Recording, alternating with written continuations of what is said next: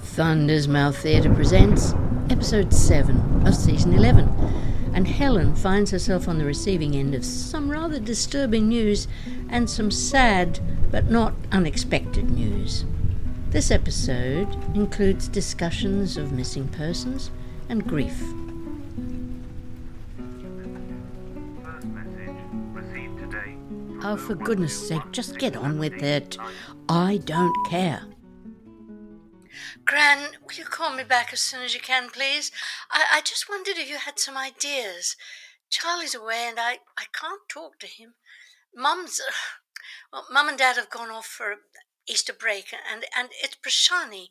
She seems to have disappeared. I just don't know what to do. I'm sorry, Gran. Just give me a call if you have a moment. Sorry to bother you. Bye.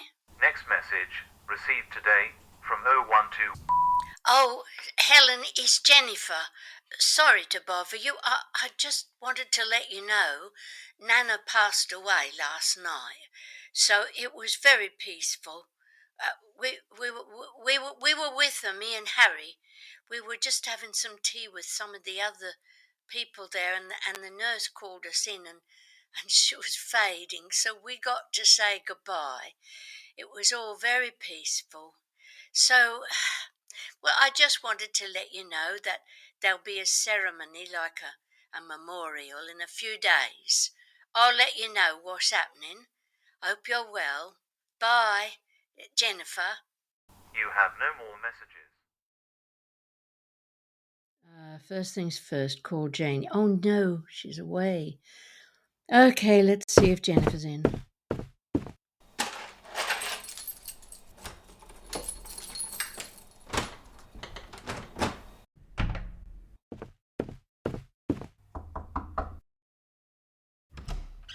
Oh, hi, Jennifer. It's only me. Oh, Helen, come on in.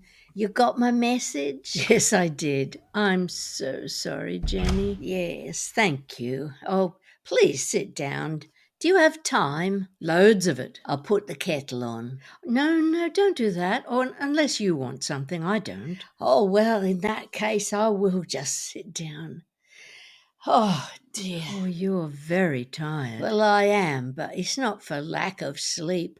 I slept for about 8 hours last night. So did Harry. We couldn't believe it when we woke up, how bright the sky was and how late it was in the morning. You surely needed it. Yes. Oh, we were over at the hospice with Nana for the past 4 days and nights, and we didn't want to sleep, in case... Of course.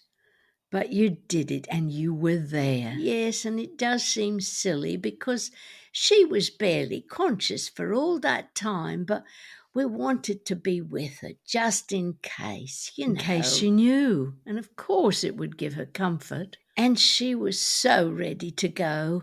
She wasn't fighting it or anything like that. Was she still laughing in her sleep?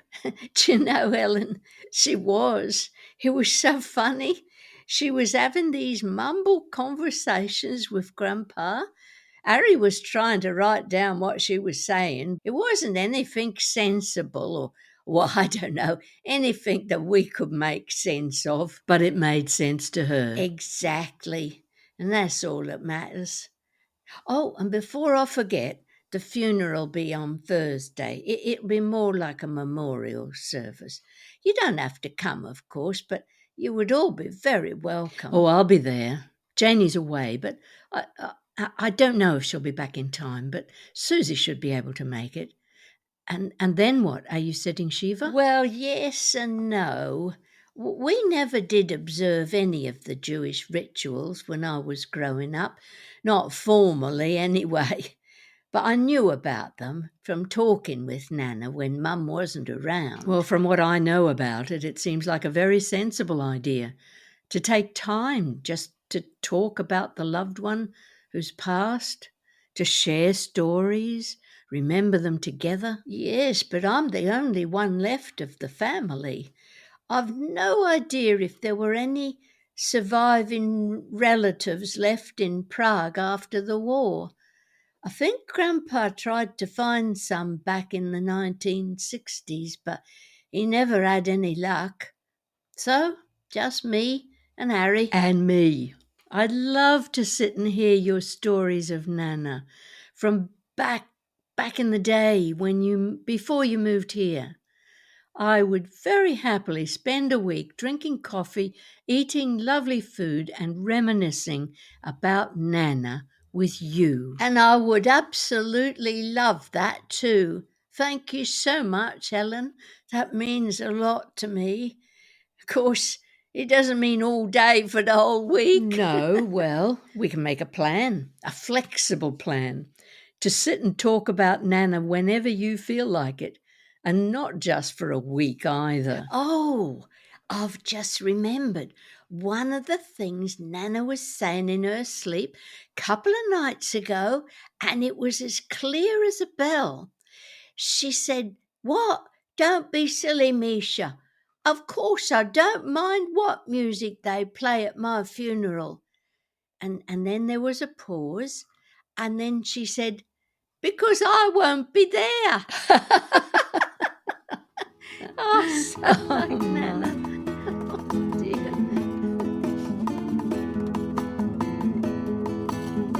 Okay, then. What is the problem? How do you know Prashani is in trouble? Because nobody knows where she is. And Gran, you know how friendly she is and enthusiastic. She would never deliberately let people down. And Mrs. Patel is desperate. Doesn't Mrs. Patel know where she lives? Yes, she tried phoning at first, but there was no answer, just everything going straight through to Message Bank. And then she went over there to the hostel where Prashani was staying, and they said they hadn't seen her for a fortnight. And they had mail for her that looked important. You know, government officers on the envelope. Oh. And have you tried other people you met in Kiara's mob? I've tried absolutely everyone. No one has seen her for 3 weeks. And has anyone gone to the police? I don't think so, because everyone assumed she was with someone else. The people at the hostel thought she was staying with Mrs. Patel. Some of Kiara's volunteers thought she had relatives up north. Okay, but none of that accounts for her phone not being answered. Have you tried the hospitals? No. Oh, of course. Oh, I should have thought of that. I'll do that now. Don't you have work to do? I've finished for the day. I could start calling now. All right, how about you make a list and share it with me? We can cover more that way. Oh, that would be great. Thanks, Gran. I know the nearest one is St. Pancras. I'll do them first. But yes, I'll make up a list and I'll email it to you. Thank you so much for helping me. I knew you would know what to do. Well, this would be a start. And then when we've checked with all the nearest ones, I think the next step is reporting it to the police. Sure, that makes sense. You sound exhausted. When does Charlie get back? Thursday. That's when Nana Madeline's funeral is. Oh no, did she die? Oh, yeah. Oh, Susie, I'm so sorry. I should have mentioned it, but yes, you do usually wait until someone dies before you arrange the funeral. Gran? Oh, sorry, gallows humour. It was just last night. I've just seen Jennifer. She's all right? Yes, she's bearing up pretty well, but back to the funeral. Can you make it? I'm sure. I'm sure we can. I know I'll be there. I'm pretty sure Charlie gets in early in the morning. He might be a bit ragged after the overnight train, but I'm sure he'll be up for it. Well, good. Well, you get on, and I'll give your mother a call. See if she could possibly come back for the day, if nothing else.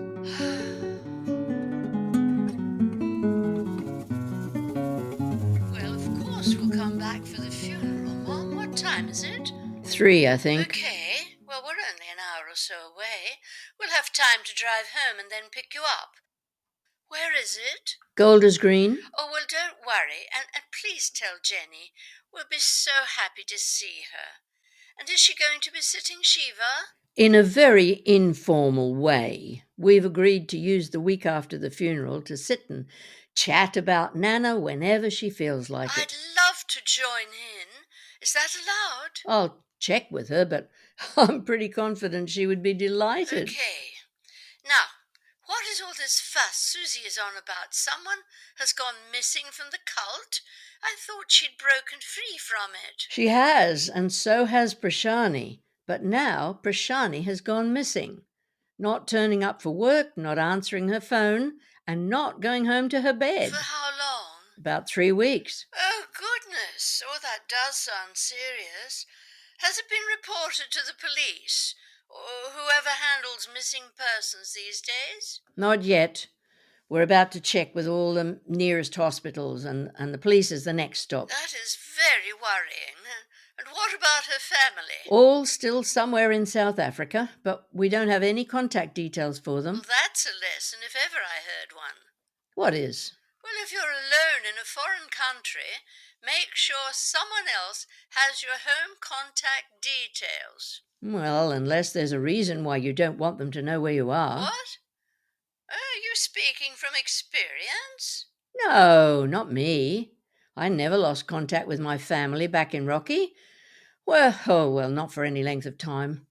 Although now I come to think of it, I don't think anybody else did have their contact details so that they could get in touch if anything happened to me. I never thought of that.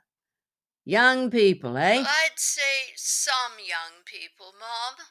Or even some people. Well, how about you? Did you give my address or my phone number to anyone? Well, for one thing, I never left the country. And for another, when I left home, it was to get married to John. And he had your contact details very early on in our relationship, if you remember. Oh, yes, of course. He was most persistent, wasn't he? Came for dinner one night and then wanted my phone number to ask me something very mysterious. And you just gave it to him. Well, you had been dating him for several months before you brought him home. It seemed pretty serious to me, at least he did. And you just gave him your phone number. And you never did tell me what he wanted to ask you. Didn't I? Didn't he? I assumed he told you himself. No, he insisted it was private, just between him and you. And to be honest, I didn't care at the time. I was so thrilled to be getting married. Oh, just to be getting married? Not getting married to John in particular? Oh, you know it was very much the latter. So what was the mysterious question he wanted to ask you? Well, he asked me out for dinner.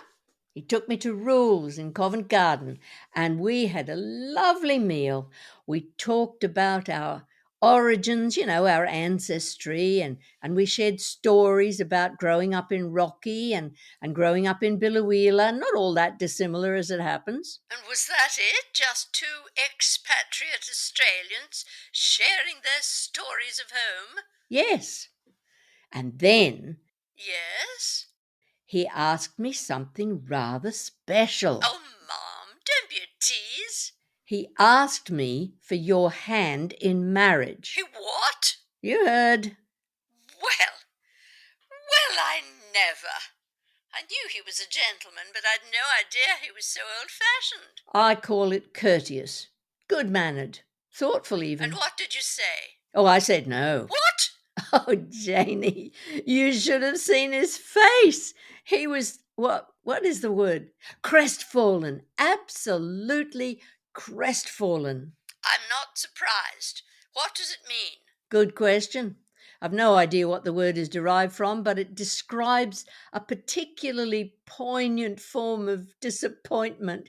When you truly believe something is going to happen, and then you suddenly find out that it isn't. I must look it up. You didn't mean it? No, of course I didn't. And I had no idea how convincing I could be when I was lying through my teeth. So then what happened? Well, I stood up and I said, "Come here, you big lug." And he came around the table and I hugged him and I said, "Of course you can marry my Janie. Just don't ever call me Mum." Ah, that explains it. Yes, and now you know. And now I have to make some phone calls, see if I can find out what has happened to Susie's young friend. Oh, right. Okay. Well, thanks for calling. See you Thursday. Love to John. I'll have to think about that.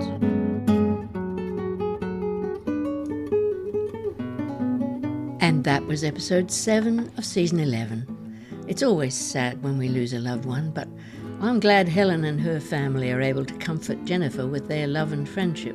And yes, I do know they aren't real people, but to be perfectly honest, when I'm writing and performing them, they are very real to me, and I hope to you also as you listen. Oh, now, here's something I picked up from the latest Hindenburg newsletter. That's the software that I use for editing and sound design. They say, and I quote, "We are wired to make snap judgments based on what we see. 100 milliseconds, that's all it takes. But when we listen, without visuals, without distraction, something else happens. We imagine, we empathize, we connect." End of quote. And now for a quote from the makers of my favourite sci-fi podcast, Midnight Burger. "I know it's free to listen to a podcast, but it's not free to make." So, if you'd care to make a donation towards our production expenses, head over to buymeacoffee.com, am I old yet, where you can donate anything from £1 or $1, or you can subscribe on a regular basis and receive my infrequent newsletters, and also join up with other Am I Old Yet listeners over on Discord. Thanks for listening. Stay safe.